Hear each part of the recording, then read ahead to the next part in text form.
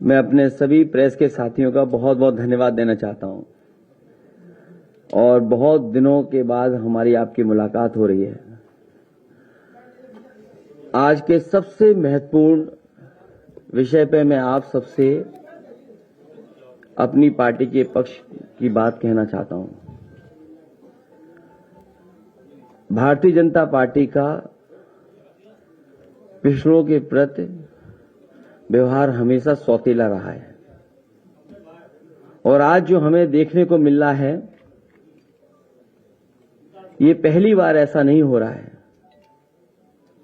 Bharatiya Janata party का समय समय पर पिछड़ों के प्रति, दलितों के प्रति हमेशा सौतेला व्यवहार रहा है और आज पिछड़ों का आरक्षण छीना है, कल दलितों की बारी हो सकती है। ओबीसी समाज का आरक्षण खत्म करके न केवल उनको धोखा दिया जा रहा है बल्कि बाबा साहब द्वारा पिछड़े और शोषित समाज को मिले अधिकारों को छीनने का षड्यंत्र चल रहा है।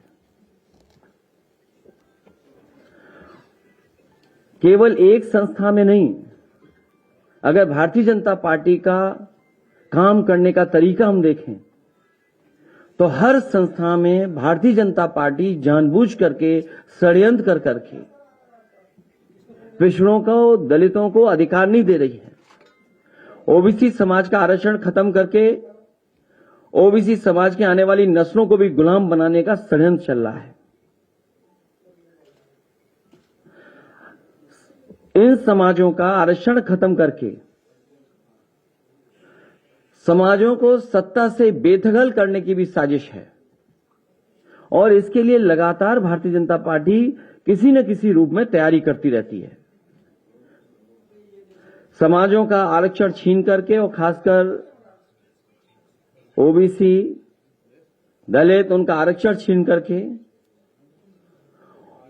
उनकी आने वाली नस्लों को हजारों साल पीछे धकेलने का भी षड्यंत्र और साजिश सरकार कर रही है। भारतीय जनता पार्टी समय समय पर पिछड़ों का तो वोट चाहती है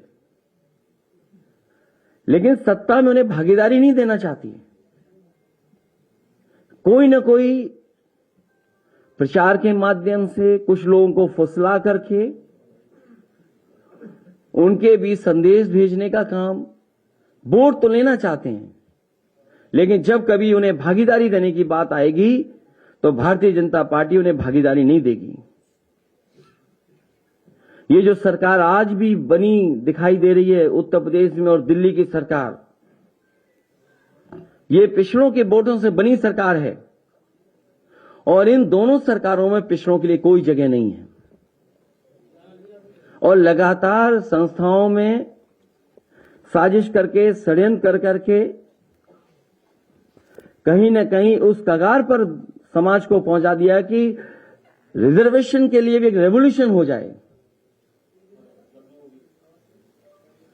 इसलिए समाजवादी पार्टी और हमारी पार्टी के सभी लोग का मानना है कि भारतीय जनता पार्टी जब तक सरकार में है उनके अधिकार सुरक्षित नहीं है।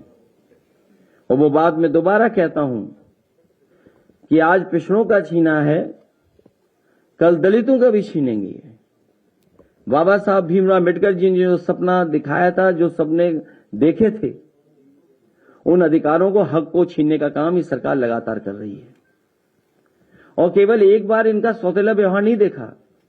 मुझे याद है जिस समय इनकी सरकार पिछली बार नई नई बनी थी, उस समय जो पुलिस भर्ती की सूची बननी थी, क्योंकि रिजल्ट कोर्ट में उसको शामिल था, रिजल्ट आ चुका था, किन्हीं कारणों से रिजल्ट घोषित नहीं हो पा रहा था। जब कोर्ट के माध्यम से घोषित किया गया तो इसी भारतीय जनता पार्टी की सरकार ने वो रिजल्ट घोषित किया और घोषित होने के 3-4 दिन बाद इन्होंने पूरा का पूरा रिजल्ट बदल दिया और कहा कि ये नई आरक्षण व्यवस्था है, उसके तहत नई सूची बनाई जाएगी। मुझे याद है उस समय 1700 पिछड़े और दलित नौजवानों को नौकरी मिली थी, वो 4 दिन तो खुश रहे, लेकिन 4 दिन के बाद वो खुश नहीं रह पाए, उनको नौकरी से बाहर जाना पड़ा।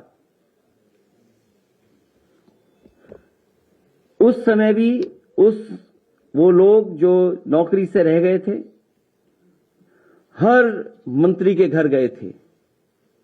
लगता तो यह है कि भारतीय जनता पार्टी की सरकार में आने के बाद और भारतीय जनता पार्टी में शामिल होने के बाद जो नेता उसमें हैं, उनकी आत्मा मर जाती है, उन्हें कोई दिखाई नहीं देता। केवल यही नहीं, 69,000 वाले में जिस तरीके से सरकार ने घोटाला किया, वो एक उदाहरण है। यूनिवर्सिटियों में जिस तरीके से नौकरियां मिली हैं, आप कोई यूनिवर्सिटी उठा लीजिए। मुझे याद है, बलिया में यूनिवर्सिटी समाजवादी सरकार में बनी थी, समाजवादी नेता चंद्रशेखर जी के नाम पर बड़े पैमाने पे घोटाला हुआ। बांदा यूनिवर्सिटी में घोटाला हुआ।